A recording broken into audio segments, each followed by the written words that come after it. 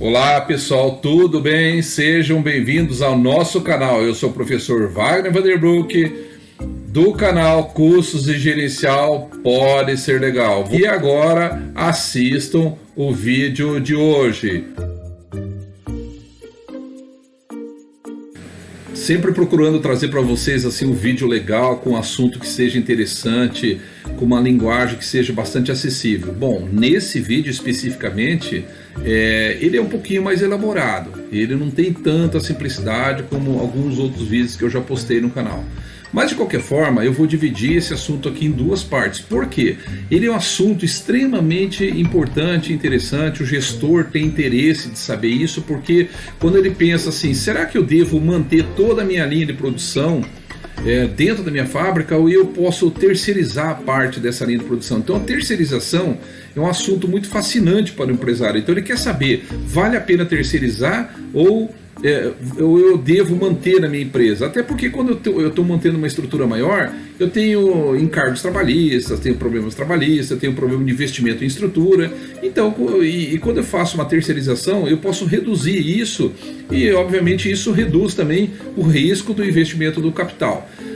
Mas sem entrar no conceito, nós vamos fazer um cálculo financeiro aqui, porque normalmente essa decisão ela envolve outras características também. Por exemplo, se eu terceirizo parte do meu processo produtivo, eu estou abrindo mão da minha tecnologia, abrindo mão dos meus conhecimentos. Se essa terceirização, por algum motivo contratual, ou porque outra empresa não cumpriu a sua parte, ou porque ela quebrou, ou porque a qualidade do produto caiu muito e eu tenho que retornar, o empresário tem que lembrar que ele tem que, para poder fazer uma reativação dessa linha de produção, pode custar caro, pode ser até algum assunto que já tenha sido esquecido pela empresa, de como fazer isso. Então, a compra, reinvestimento de equipamento é um processo um pouco mais complicado.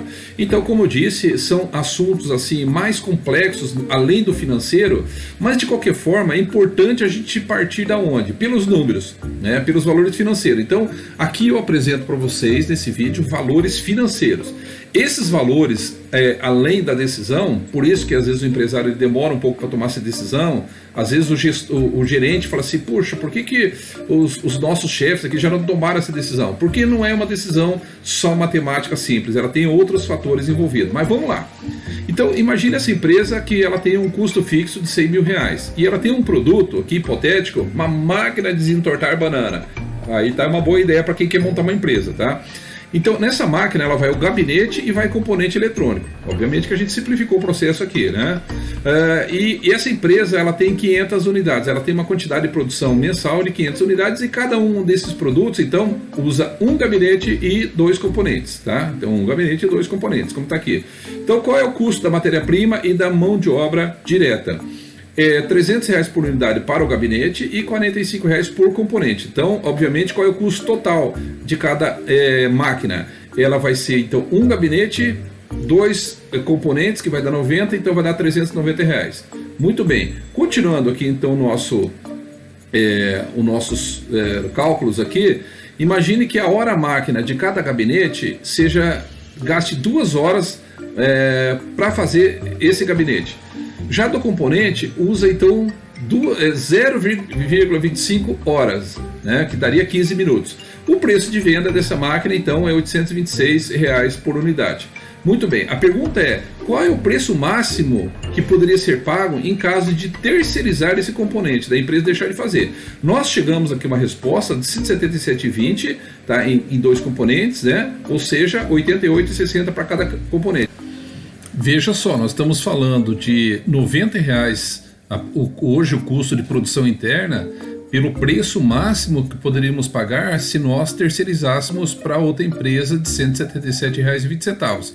Parece um pouco estranho, não é? Porque se internamente era 90, não deveria então ser abaixo de R$90 para ser vantajoso? E aqui nós estamos dizendo que até R$ 177,20 não haveria prejuízo, mas acompanhe.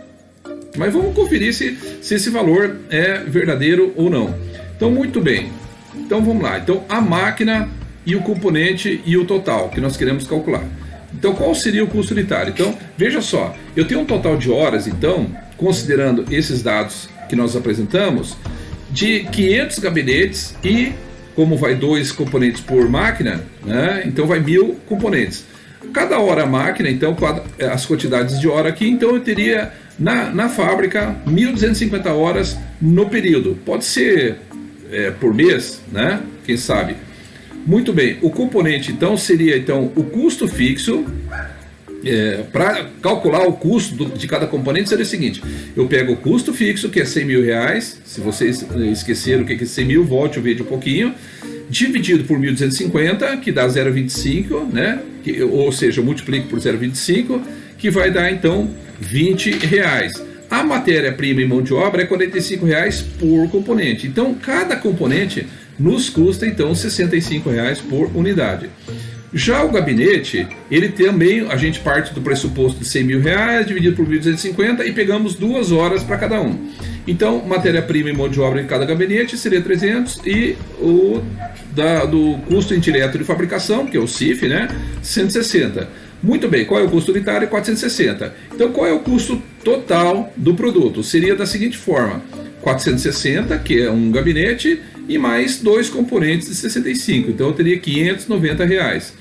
Muito bem, esse aqui é o custo da empresa produzindo, ela mesma produzindo do início até o final.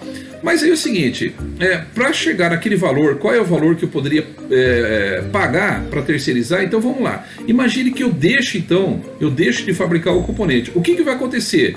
As horas que eu utilizo, as 250 horas aqui da fábrica que eu uso para fazer componente, eu libero elas. Eu posso transferir essas quantidades para gabinetes, então eu posso fazer mais gabinetes, né? Então essas horas que são liberadas por deixar de fabricar o componente nos daria então 125 gabinetes adicionais, porque se cada produto então do gabinete usa 2 horas, veja só, voltando, se sobra 250, eu vou dividir então por 2 horas, porque cada gabinete consome 2 horas, então eu conseguiria adicionar na minha produção mais 125 gabinetes.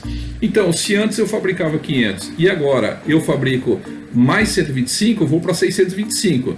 Só que tem que lembrar que agora eu não fabrico mais o componente, eu teria que comprá-lo.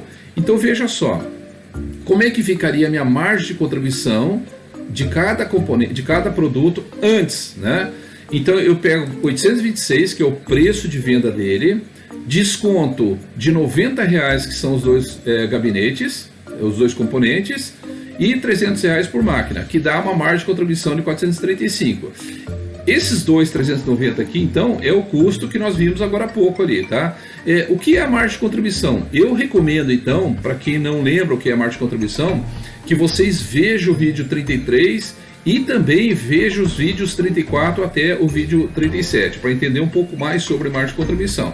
Mas vamos lá. Então, esse aqui multiplicado por 500, então eu teria então uma margem de contribuição aqui de 218 mil reais, tá? Essa é a margem de contribuição gerada por 500 equipamentos. Veja que essa margem de contribuição aqui não é faturamento. A margem de contribuição, como vocês podem ver no vídeo anterior, é a diferença entre as vendas totais, as receitas, menos os custos variáveis. Então eu teria 218 mil reais. Muito bem, se eu pegar esse 218 mil reais, que é a minha margem de contribuição total da empresa antes da terceirização, e dividir agora pela essa nova quantidade que é 625, então eu teria uma hipotética nova margem de contribuição por unidade que seria possível ter, 348,80. Muito bem, veja aqui, então aqui é importante que vocês parem o vídeo um pouco, observe como que a gente chegou nesse valor aqui. Se for necessário, vocês façam a anotação no caderno de vocês aí, né, nas agendas de vocês aqui, para poder entender todo esse processo. Muito bem, então essa nova margem de contribuição por unidade que seria possível a empresa assumir, eu desconto ela do preço de venda. Então, se eu pegar o preço de venda e tirar da margem de contribuição, eu teria então o custo variável unitário. Então esse seria o máximo de custo variável unitário que a empresa poderia ter. Só que ela gasta hoje com o gabinete 300. Então o que sobra desse custo variável aqui que poderia ser jogado para componente? R$ 177,20. No próximo vídeo veremos então como testar se esse valor está correto. Um abraço e até lá!